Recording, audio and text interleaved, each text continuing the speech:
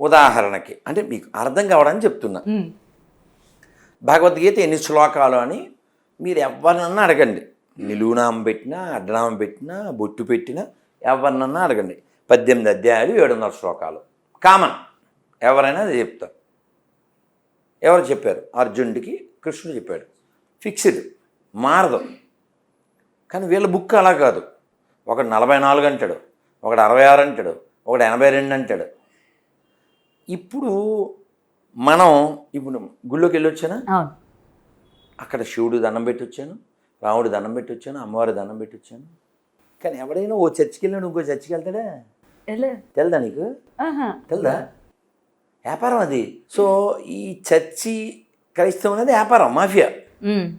ఇప్పుడు నువ్వు ఓ హిందూగా, వాళ్ళు ఎక్కడున్న వాళ్ళు అందరూ దేవుణ్ణి ఎవరైనా ఎలాగైనా పూజించవచ్చు అని చెప్పగలవా లేదా?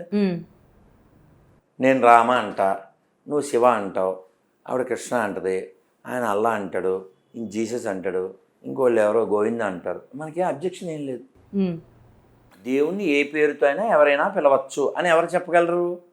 హిందువులు మాత్రమే చెప్పగలరు.